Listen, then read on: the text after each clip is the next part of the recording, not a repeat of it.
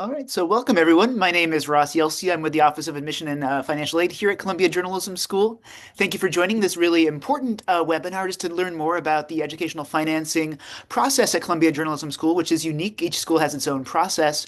And as you probably know, it's about a month away now for the deadline to apply for several of our main programs, including our Master of Science, our MS in Data Journalism, and our PhD in Communications program. So that deadline is coming up in a month. But as you probably know, there's also a separate scholarship process application in order to be considered for financial aid for our master's programs. This includes our MS, MA, MS in Data Journalism, dual MS in Journalism and Computer Science, and part-time MS.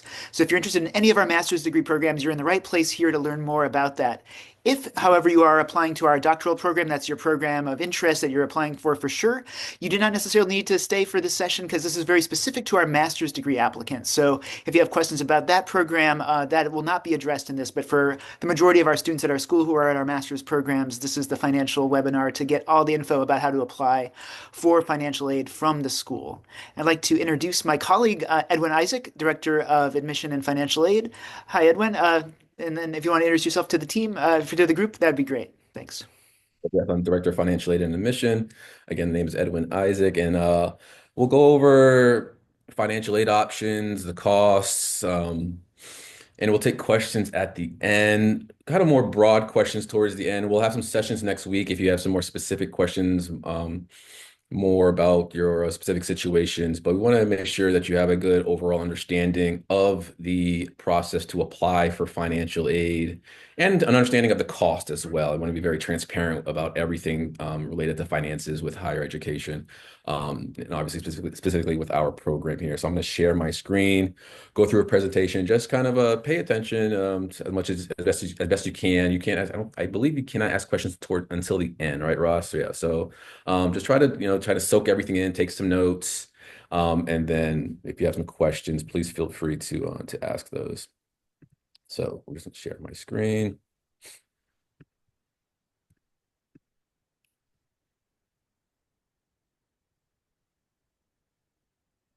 All right, perfect. Okay. So here's the agenda for this session. I think we're scheduled here for about an hour. I'll go through this pretty thoroughly here. And then again, like I said, we'll go through some questions, but we'll talk about the cost of attendance, outside scholarships, loans, Columbia Journalism Scholarship, different payment options. And then, like I said, we'll take some questions. Okay, what is the cost of attendance, right? That's your tuition, your fees, and your living expenses. So when you think about your costs, you're going to have your university charges, your educational costs now, your university charges, and you have living expenses. And so the biggest line item from the university will be your tuition charge. Depending on the program that you're in, you'll obviously have different tuition charges. Okay, here are some of our programs. Our most common program is our full-time program, MS full-time.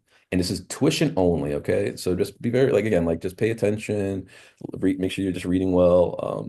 But again, this is just tuition, all right? So for our full-time program, we're estimating about 82,000 for the 2 semester program, and so on and so forth. You see the different programs there. Different programs are different lengths of time. Our data program is 3 terms. Our documentary program is 3 terms. Our part-time program, you see there, has a slide by itself because it's the 2-year program. The first year, you see there's 2 semesters. It's your fall and your spring. And then your second year is your subsequent summer, fall, and spring. So you're seeing the estimated tuition charges for each year of the program.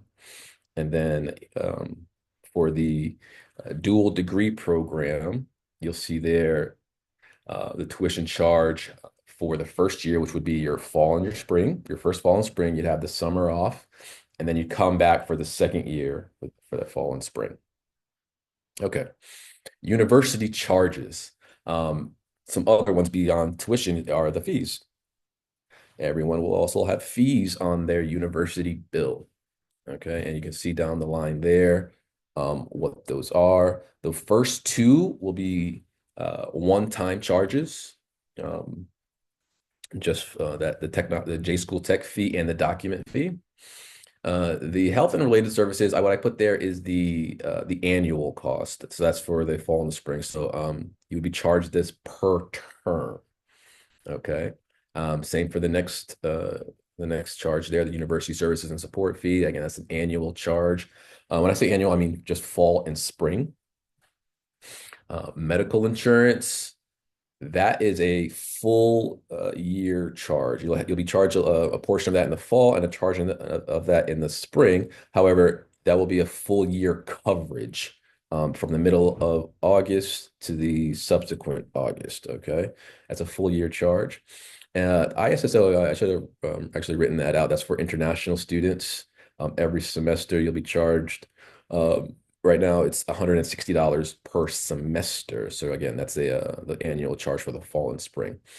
All right. So some of these charges now are different if you are in a part-time program. Okay, so if such as the health and related services and universities and services and support fee, those will be less if you're in obviously if you're not full time. Medical insurance, part-time students will not be charged medical insurance. And then you have if you think about international students, you have to and full-time students, you have to have medical insurance. Now, international students, you have to have the one that's offered by Columbia. For citizens, you have to either have the one offered by Columbia or go through the process of showing that you actually have medical insurance from somebody else. Okay. Here's just an explanation of those charges. We can share this with you if you'd like. All right, let's talk about living expenses.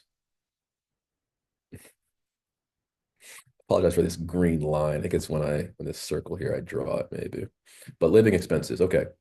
So there are different line items here as well that's included in your cost of attendance. You have a housing charge. Now, everything you see here, we're estimating. Okay, so well, people like to say is live like a student, or some people might say just live responsibly. Okay, so some of you might spend a lot more, some of you might spend a lot less. Okay, but these are our estimates for the following year. And so you can see here down the line, we expect for this to be about $3,400, $3,400 per month. Okay, now depending on your program, you might be here for 10 months, 12 months, 2 years. It could vary. But right now we're estimating about 3,400 per month.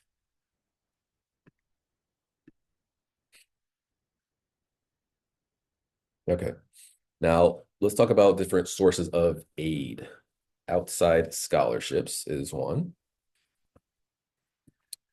All right. So we do have a database of our own. Now, it's a database of external scholarships. That's what we have. I suggest you go through it and kind of pluck out the ones that you feel you are eligible for.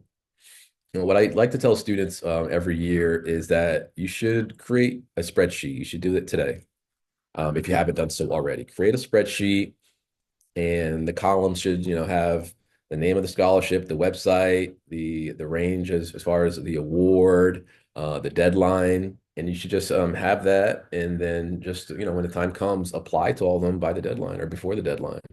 You use our database. You should go to other schools' websites. I suggest you do that.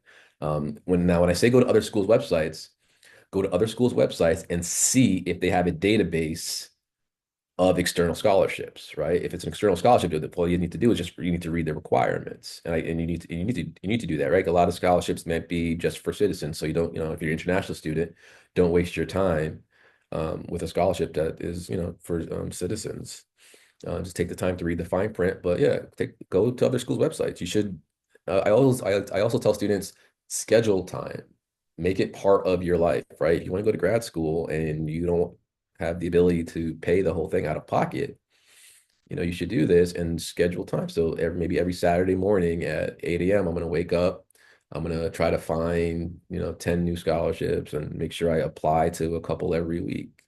Make it part of your life until you get your decision whether or not you're admitted. But even after you're admitted, you can continually do the search to look for opportunities, and obviously do your own searches as well beyond just looking at other schools' websites. Okay. Um, all right. Here's just so Ross, I don't know if you can share that with them the link if you have already the link that we have leading to our database of outside scholarships. That's what it looks like. You can go ahead and just play around with it. You can sort it as you wish, filter as you wish. And hopefully there are some there for you that you can apply to. All right. So the infamous five-letter word here, loans. Okay. So there are many opportunities to borrow. If you are a citizen or permanent resident, you can borrow federal loans or you can borrow private loans. The federal government now offers two opportunities or two types of loans, shall I say. One of them is the unsubsidized loan, and the other one is a direct plus loan. So the unsubsidized loan, you can borrow 20,500 for an academic year.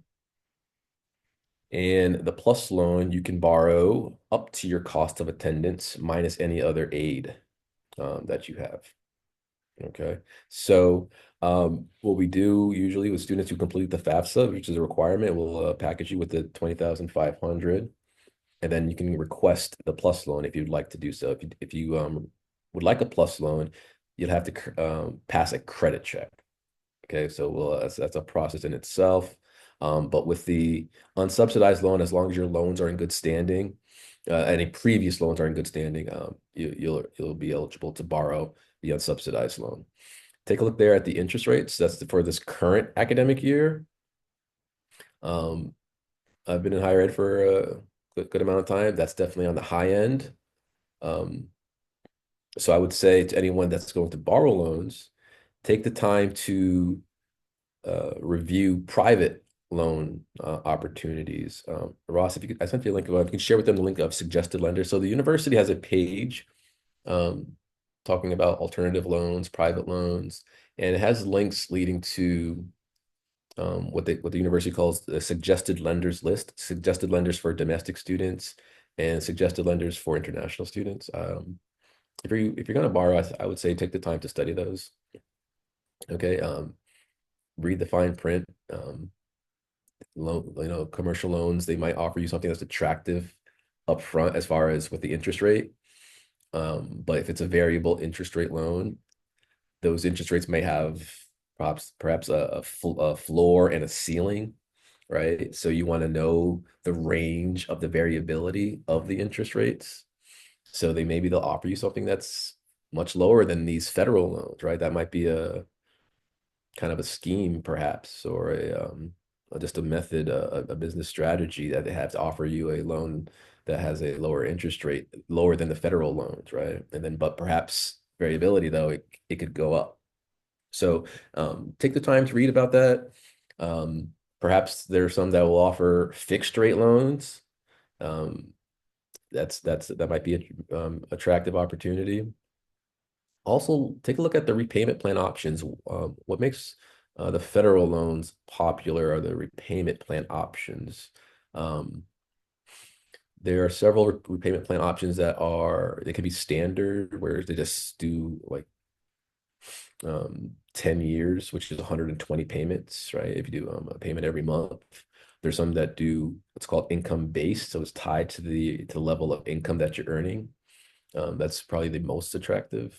There's a federal calculator on the student aid website where you can put in what you expect to earn, what you expect to borrow, and then it'll show you the different amounts based off the different repayment plan options that you could expect to pay. I think you should take up time to do that. If you think you're going to borrow and borrow quite a bit, which actually you won't know how much you would have to borrow until you receive a decision from us related to any type of scholarship award. But take the time to play around with that calculator, and once you get a decision, hopefully a positive decision on your admission, then you can play around with that again and have a clearer understanding of what this will actually cost to you.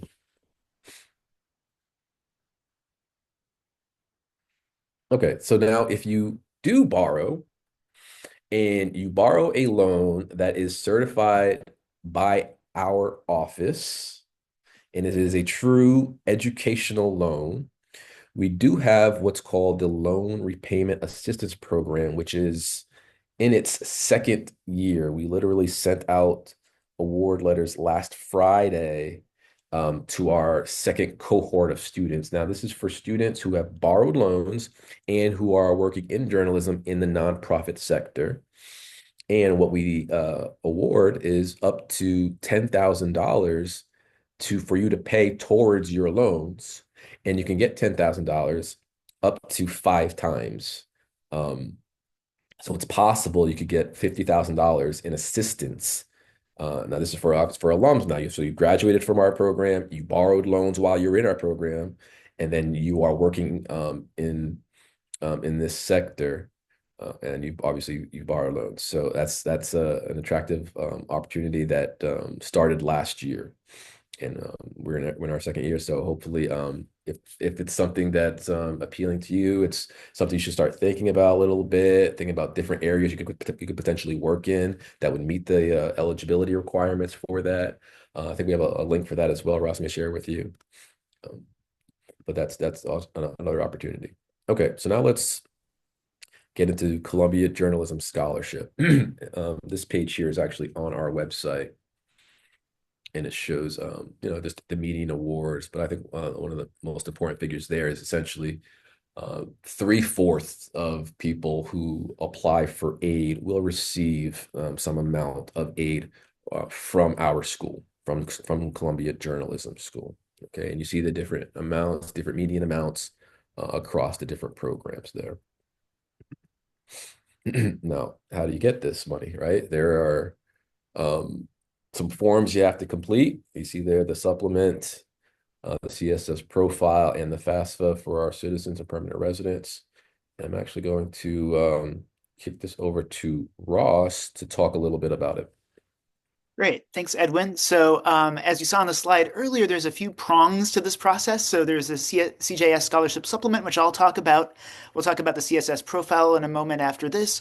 And also, if you are a U.S. citizen permanent resident, the FAFSA. So there's these three things to kind of be thinking about as you plan to get all your documentation in to be considered for scholarship from the school. And as you see on this slide here, the first part that you'll want to kind of focus on is our supplement, which is actually administered by our school. And this is something where you can start it right now if you haven't already. As you see, the deadline that we're looking at for this particular part of the application for scholarship is coming up on December 1st. So just a week or two away. So definitely get this part started if you haven't done that. This is again for all people applying to our master's program. So if you are applying to MS, MA, the dual degree, remember to get all of this done. I know it's before the deadlines for admission, so it's a little maybe hard to like wrap your head around this at first, but get all this stuff in order to be considered for scholarship, because every year, we get people who didn't submit the scholarship supplement or the other aspects of the application for scholarship, the CSS, and then they get a great admissions, news notice in March. They find out they got in, and then they want to be considered for scholarship. And unfortunately, if they didn't do all of this by the deadlines and get all the information in, we cannot retrospectively look back and then offer scholarship to people who didn't submit their materials before the admissions decision came out. So remember to get this all done. But in terms of what you need to keep in mind for the things you'll need to provide, if you're under the age of 35 and you're not married, we will need financial information from you and also from your parents. And if you're 35 or older, you do not need to have parental information about finances for us. But if you are married and of any age, we'll need spousal financial information. So keep that in mind when you start this process. You'll need to put your information in, but you also need to reach out to family if this is something that's pertinent to you, to have them provide information in addition to your own for this. And the question you might have also is, how do I actually start this process? And so as you hopefully have already done, you've already selected admissions 2025 in order to start your application for admission or even submit that already. In order to do this, you go back to that landing page for starting an application for Columbia Journalism School, but instead of selecting admission 2025, which is something you all hopefully have done already, you select scholarship 2025, and that's where you can start this particular application for the supplement. So that's how you are able to start this, fill it out, and then submit this part of the process. So when you do start that, when you do open up the Scholarship 2025 application, you should see something like this. This is basically what the scholarship supplement will be looking at. We won't go through every tab of this because we want to keep this under an hour in terms of going through everything. But I'll explain a few of the key things you'll need to do and focus your attention on specifically. I think overall this might just take a couple hours to do. It won't be as intensive as an application for admission. You don't need to like prepare whole new essays, recommendation letters, anything like that for this part of the scholarship application. But there are key bits of information we will need, as I mentioned earlier. So, anyone, if you want to move it ahead, we'll talk about some of the key things. So, all these tabs you'll need to fill out. Personal information, we're not going to talk about, but you'll see that's addresses, information, background, just put all that in. But this is an area, financial documents, that'll be very important in terms of providing us with some background on your just finances. And so, you'll need to go through about 3 sections of this. And in terms of what you'll be required to do, it'll be depend on what you put in there. If you say you are under 35, you'll have certain prompts that will come up because you will need to have parental information in those cases. If you say you are married, then you'll have a prompt to provide spousal information, and other things will ask you will then generate specific areas where you can upload documents based on what you put in that part of the application. If you want to go back one, Edwin, for a second. So if you are going to be having spousal or parental information that will be part of this process, if you are under 35 or married, we will need that information. And there's a process for doing this where once you put in the information that you are under 35, you'll be asked to put in parental information in terms of the name and contact email and other information for parents or spouses. This is somewhat similar to what you might already have been doing in our application for admission for recommenders. So you'll be putting in that information similarly, then their names, contact information, relationship to you, all of that. And that means they will get an email once you provide that email as their contact, email address to provide their own financial information that we request that way. So it will go through our system to them directly, and they can upload that themselves into the application process, similar to the way that Recommender will do that for your application for admission. And just to add to that, in this section here, I would suggest doing that pretty quickly. You don't have to actually submit this application beforehand in order for your parents or your spouse to get the email that they're going to receive. So once you add your parent or spouse information in here, which will also include their email address, they're going to get an email as soon as you enter it in there, and you just hit add parent or spouse. I would suggest you do that right away so that they can get that email, so they can do whatever it is that they have to do on their end. Okay, remember this is due December 1st. From all the documents from you, all the documents from your parent and or spouse. Okay, we need all those documents. So I suggest adding them in there immediately. Hitting add so that they get that email. Okay. And definitely explain to them if they're just getting a random email about this, give them a heads up that there'll be some requests from Columbia Journalism School just to provide some information to us in order to complete this process. And then, so based on what you do put in, as I mentioned earlier, in terms of your, various kind of information, whether you have a checking account, whether you have a savings account, if you own a business, if you have other kind of holdings, that will, depending on what you say, whether it's yes or no, will add some areas in this upload personal materials section that you'll need to do. And so depending on what you've responded in that earlier part, you will have things you'll need to upload, whether it's W-2s, tax returns, and then other information based on what you submitted in the first part. There'll be areas just to upload those documents, whether they're PDFs, I guess screenshots in some cases, anything that kind of shows kind of the financial information that we'll need to look at based on what you tell us in that first section. Great. And then we'll look at one more. And then, so we'll talk about other parts of this scholarship supplement. Another major part that people will definitely want to spend time looking at, and we get a lot of questions about, is the fellowship information and essay section. So this is where, if you are interested in particular scholarships and fellowship and scholarships are kind of interchangeable here. So the fellowship is what we call it here, but that is kind of under the umbrella of scholarships that the school will be awarding. And so you'll see several examples of scholarships that we offer where it may ask you to, in a short statement that you just submit in a text box here, explain your interest in different specific scholarships we have to offer, including the one you see in this particular screenshot, the White House Correspondents Association Fellowship, and there'll be many more below that. However, people sometimes get a little discouraged if they see there's about maybe a dozen of these in this application.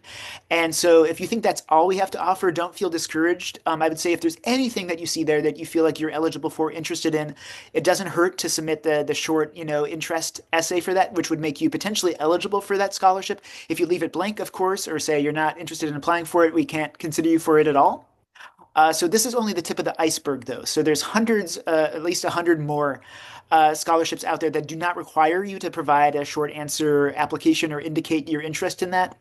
So again, if you see a few of these and you want to apply for them, that's great. If for some reason none of these resonate with you that are specifically here, continue this process, even if you don't apply for any of these individual ones, and then you could be considered for all the different scholarships that aren't, front facing in this way.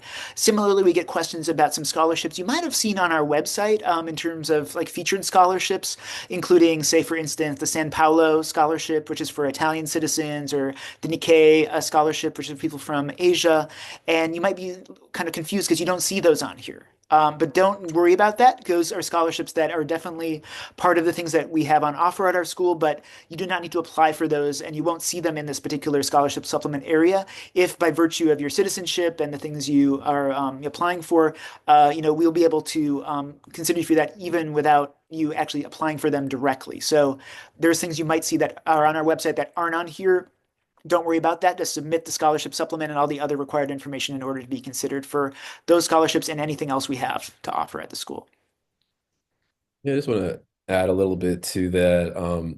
You guys are all obviously here, so I'm sure you've all perhaps started this process, and I hope more people come next week when we have some sessions. It's important, I mean, to get started with this. The financial documents section for yourself, as well for your parents or your spouse, is a section where the purpose is for us to do a full verification. The money that we have is donated to us. And so we need to do an assessment of your financial need. But when we do the awarding, we assess your financial need. We look at the merit of your application.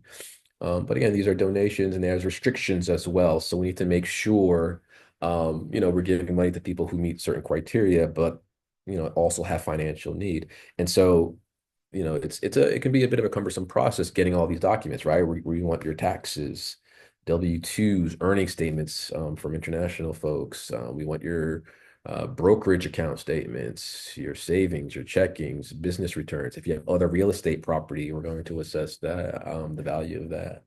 It's a lot of documents. It's a lot of documents, and your application is incomplete if we find something that we need. We're going to ask you for it, obviously, but you have to supply it. And if you don't supply, your application's incomplete, and then we can't award you any aid. So, and you see the due date for this again is due December 1st for this part, right? So it's before your admissions application deadline, right? So we're going to start looking at these. And obviously just letting you know if there's anything else that is missing. And again, Ross indicated in March, we let you all know if you've been admitted, but we'll also let you know how much aid that you may or may not have been awarded as well. And so everyone can apply. There's no preference if you're a citizen or an international student. The admissions process is need blind, but again, for financial aid, we do assess what your financial need is. So get started with that process. Add those.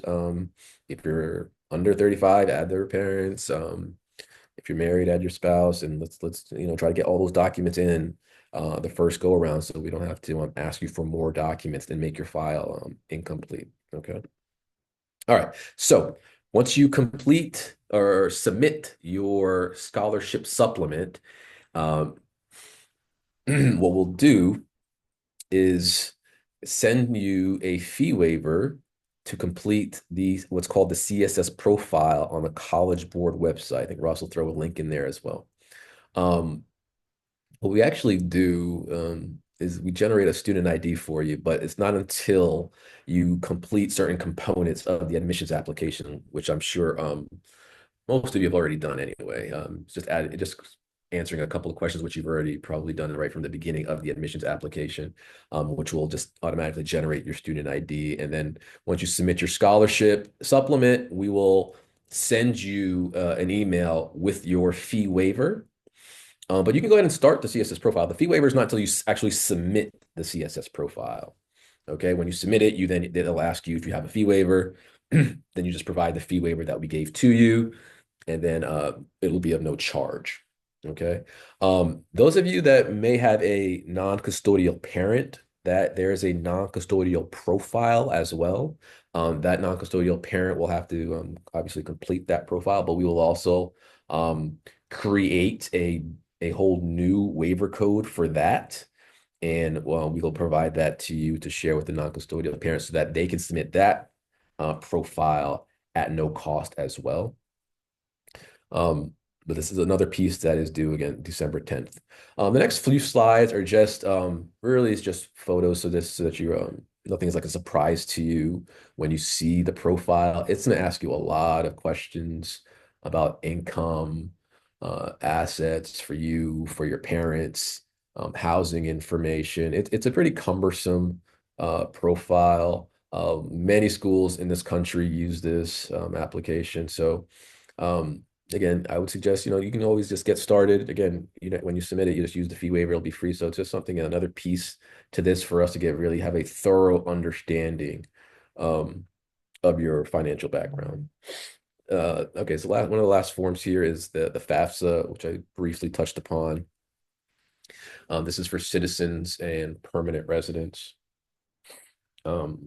So I'm not sure, however, I don't know how much you follow what's going on with the Department of Education. Last year, this was a bit of a mess. This is not anything to do with the journalism school or Columbia University, but the rollout for the FAFSA was delayed last year, and it's supposed to be available in October. It was usually available in October the last couple of years. It's still not available. The last I heard, it was supposed to be available in December. We'll see if they change that.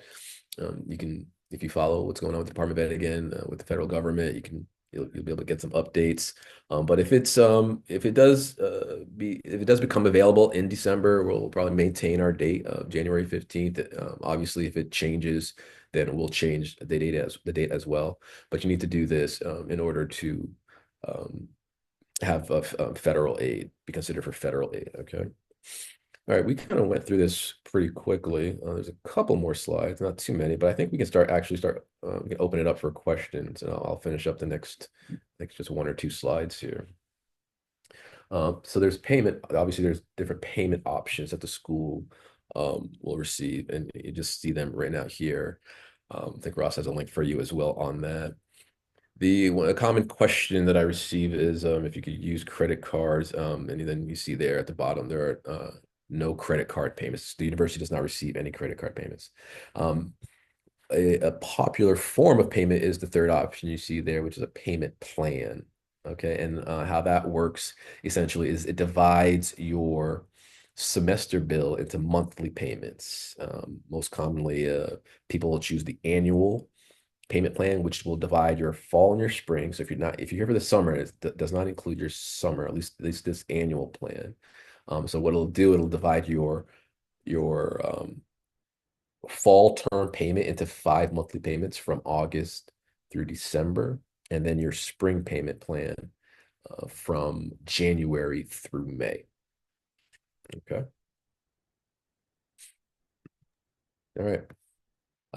Again, these are the dates that you should be very aware of the supplement and all those documents. Want those in by December 1st, the profile by the 10th. Again, we'll give you your code, the fee waiver code, after you submit the scholarship supplement. Okay, but you can start the profile now if you'd like. And then again, the FAFSA. So next week, I'll be having some drop-in sessions. You can feel free to come in and ask maybe a little bit more specific questions related to your situation, your financial situation. We'll take some more broader questions now. Have those, but yeah. So next week, those are the times. I think Ross will also send you a link if you want to register for any of those. Those are all Eastern Standard Time, and I'll be happy to help you with your questions as best I can. Mhm. All right, let's take questions. We got through that pretty quickly. Yeah, thanks, Edwin. So, in the chat now, you can direct those questions at me, the host of the session, Ross. So, I will look at those. I would say if they're more than a couple sentences long and they're kind of specific, as Edwin was saying, definitely join us for the drop-in sessions, which will be hosted 3 days a week next week. So you'll be able to ask those and get a little bit more of a detailed, answer to that. So for those, hold on to those. But if you can ask anything that's more general, we'll take those now. Let's see, someone wanted to confirm that the FAFSA is only for American citizens. Is that right? For citizens and permanent residents. Hmm. Okay. Let's see, a question we often get about people who might be either 24 or 34 and are wondering, my parents really don't support me anymore. Do I still need to ask them to provide this financial information for both our supplement and the CSS? Yes, yeah, if you're 24 or 34, if you're under 35, so we need you to provide your parental information and we will go through the assessment. We'll send them the email to supply their documentation and then yeah, we'll do a thorough process of you and your parents, no matter what your age is, as long as you're under 35 and not married. If you are married, we'll just need you and your spouse's information. Question for international applicants. They're wondering if their materials, say their financial materials for themselves and for their parents or spouse, are in other languages. What do they need to do in order to have those translated for us? So the system will actually ask you if you're an international student um, to upload the original and to upload a translated version of your taxes and your earnings statement. So again, if you indicate that you're international, so if you're, perhaps even from an English speaking country, it still may ask you for that. You can just, it's fine if the system is making you submit it, you can just submit it again. That's fine. Obviously, we'll be smart enough to realize that you just submitted it because you had to submit it twice. But if you're from another country, it's going to ask you for original and translate it. And I will add that it does not have to be officially translated. If you can send it translated yourself, and if we find that it matches, then that'll be fine. Let's see. Question just again to reiterate. So if someone's already, started the CSS profile, but they haven't gotten the waiver code, again, what can you remind them what they need to do in order to get that waiver code in order to submit that at no cost? So you need to. All right. Well, again, we'll email you the waiver code. Now you have to have submitted the supplement, the scholarship supplement. That has to be submitted, and but you also would have had to have started your admissions application. There are a couple of fields there that we need to have populated by you. Like your program, your citizenship. There's a couple other questions there, but as long as you answer those questions in the admissions applications and you submitted your scholarship supplement, then you will get an automated message with your fee waiver. Um, so if the individual asking the question has completed those two requirements and did not get the fee waiver, just send me an email. I'll take a look at that. But that's what you have to do, the supplement and answer the questions in the admissions application. Question about people who might have received or are thinking they could potentially receive an outside scholarship of some amount. If they receive like an outside scholarship, would that mean that they might be eligible for less aid from us? Say if they get some other source, what would that mean for their eligibility for aid from Columbia? Yeah, it's a good question. And the answer to that is yes and no. So if you remember back to the beginning of the presentation, we talked about cost of attendance. All of you will have a cost of attendance. Um, I don't know if you, Ross, you could share them the link so they can look at their specific programs. And what's on the website now is the current year's cost of attendance. And so let's take, for example, a Master of Science full-time student has a cost of, let's use 120,000 as a cost of attendance. And let's just say, for example, this is not a great example, but just from a mathematical standpoint, let's just say Columbia Journalism offered 120,000 in scholarship. All right. I say it's not a good example because it's not likely, to be honest with you guys. But it's from a mathematical standpoint, if you receive 120, that's equivalent to your cost of attendance. You cannot receive aid beyond your cost of attendance. Now, with all outside scholarships, if you remember on that slide at the very bottom, it says you have to report all of your outside scholarships. So let's say, for example, this student received aid up equivalent to the cost of attendance and also receives a $20,000 outside scholarship. Now that student is receiving aid beyond the cost of attendance, which that cannot happen. That's law. And so what we would have to do is reduce amount of the institutional aid in order for you to have the amount that's equivalent to your cost of attendance. The same thing, or what's more common is people will borrow loans up to their cost of attendance. That's a better example. You'll borrow loans up to your cost of attendance. You receive a scholarship. So what you do is you reduce the amount of your loans in order for you to maintain having aid up equivalent to your cost of attendance. Great. Just people are also asking just to remind them when the deadline is for CSS profile. That is December 10th. So get the scholarship supplement in by December 1st, and that will actually, by doing that, also generate the fee waiver code for you. But December 10th is the date to think of for the CSS profile in order to get that in. One thing to just say for people, sometimes comes up in certain years is some people don't apply for admission and submit scholarship materials and want to be considered for scholarship. In order to be given or considered for scholarship, you need to apply for admission to one of our degree programs and of course be admitted to that in order to be eligible for scholarship. So definitely get that part done and focus on that, of course, as well. We don't offer scholarship to people kind of without them actually being in our programs. A question, Edwin, this might be a little bit more something that we would address in a drop-in or in an individual chat. Some people are having an issue with the CSS profile website with the code. Is there any troubleshooting in terms of people getting error messages about using that code in terms of the school name? Is there anything you would say about that?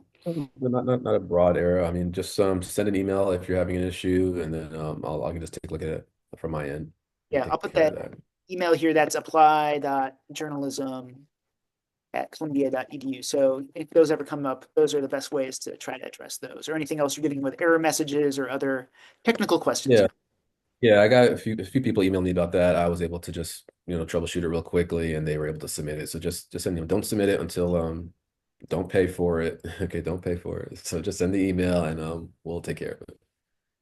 Wait, oh, this is a question we often get as well about looking at opportunities to kind of help with, financing their education through doing TAing or work study at Columbia as a full-time student. What do we usually say about that as a course of thinking about ways of paying for this degree? As far as way to think about it, I mean, what we say to all our full-time students is that you should not work. For international students, you cannot work per your visa requirements, and we don't offer any opportunities such as TA or assistantships like that. So what everyone will always say to people that are admitted into the program is, really embrace the program. Don't think about working. Sometimes you just literally cannot work. But what we definitely emphasize is that you definitely should not work during this program. It's an intense program. It's a full time, especially if you're full time the Master of Science degree. I mean, it's a 10-month program. So I just want to focus and then take in all that Columbia journalism has to offer. Mhm. Yeah, I see some questions here that are several paragraphs long, which I would then again route to the drop-in sessions or to write to apply.journalism@columbia.edu. If I can't read it without scrolling down, I probably won't be able to get to them in this particular session. But thank you, and we'll definitely get to address those at a later date for sure. Another question, Edwin, that we get sometimes is if somebody gets they're admitted they get a financial package in March from us, and they want to maybe appeal that. They want to, send us more information about why they might, want a different type of financial package. Do we entertain, appeals for different aid? Appeals and then kind of related to that deferment. So no, we don't do appeals. So again, if we go back to our process, right, we assess you on your financial need, merit, but also again the restrictions on the money that we have. The money is donated to us. There's different restrictions on the money that's donated to us, and then we essentially, have to match the people who fit all the eligibility requirements. And what we do is we award every penny that we have. All right. At the time when we mail out in the middle of March, we have no money left in the bank purse, so to speak. Right. We award it to all the money that we have. So there's no adjustments that are to be made. Related to that, some of you may or people may consider deferring based off of the amount that has been awarded to you. And so we don't honor those requests either. We don't we don't approve requests for deferment based off of financial reasons. Okay. I hope that answers that question. Great. Another question in terms of whether people could just, ask for like a merit-based scholarship. I know that you might see schools out there that are fully like merit in terms of how they do scholarship funding, but is there a way to request only merit scholarships and not have to maybe do this process that requires the financial background? No, and yeah, that is a very common question because maybe some people want to skip the process of having your parents involved, uploading all those documents, but there is not a process to skip through and to be considered for Columbia Journalism Scholarship. So there's you can't just say that you just want merit based and not have to submit the documents. It's a mix of assessing your need and seeing again what the restrictions are on the different funds that we have to award. I see a question here. This is more of just a general question for admission, but I can answer it really quick, is whether somebody who has like a diploma as opposed to a bachelor's degree could apply to our school. This is kind of just a little bit off of the financial aid side, but the answer is if you'd have to see if that degree you have, if it's not strictly a bachelor's, is equivalent. That's usually through a system like WES or something, if it is equivalent. But if it's not, if it's like a shorter degree program that doesn't actually earn something that is equivalent to a bachelor's, then we would not be able to consider an application until you receive what would actually be a bachelor's equivalent degree, a bachelor's or whatever is assessed to be its equivalent by a third party like WES. Here's one more. Someone asked if they have loans from their undergraduate studies, would that hurt their chances of getting federal grants or loans? Um, Generally, no. And I say generally, like really, no. As long as those loans are in good standing, you'll be allowed to put your loans in what's called deferment, so you don't have to repay your loans while you are enrolled in a program taking 6 or more credits. You'll be free to borrow federal loans. Um, the only issue, which it's very rare that it happens, if you're not in good standing with the loans that you borrowed, then the government's not going to say, okay, we'll let you borrow some more, right? That's not what's going to happen. So you need to be in good standing with any loans that you borrowed previously. And as long as you are, you can borrow again. And then that's for, really for the unsubsidized loan. And then you still have to pass a credit check in order to borrow what's called the Graduate Plus loan. Cool. And then just again, there's a couple people with PhD questions. As I mentioned at the beginning, if you joined us a little later, all this process we're talking about is only really for master's degree applicants. So MS, MA, dual degree, all of that. Everyone who wants to be considered for scholarship aid and is applying to a master's program needs to follow these, instructions, get all these required documents in by the time. PhD, you just submit your application for admission, and for people who are admitted to that program will have kind of a standard aid package that we won't get into right now, but that is a whole separate process. So you do not need to undertake all of this, planning if you are just only applying to our doctoral degree in communications. All right. I don't see too many more questions right now that we could probably take in this session, Edwin. So maybe we'll wrap up. I'll put that link one more time in the chat. I put it a couple times, but in case it got lost in the shuffle, sign in here. And we have 3 sessions next week where you could drop in and ask some of these more in-depth questions. And we'll also be able to take any of those questions you had at the apply.journalism@columbia.edu address if it's something where you have a screenshot of some error code and you want to hear about how to maybe rectify that situation. Okay. All right. Thank you, Ross. Yep, thanks everybody for tuning in, and we'll be sharing this recording later in case you wanted to, review this again and make sure you get everything lined up in order to make a successful scholarship app submission and get your CSS done, all of that stuff. So don't worry, we'll definitely have the footage to review too in case you are taking notes and still need to catch up on a few things. All right, thanks everybody. We look forward to hopefully seeing you in the drop-in soon and in other sessions coming up in the next few weeks. Bye now. Bye, everybody.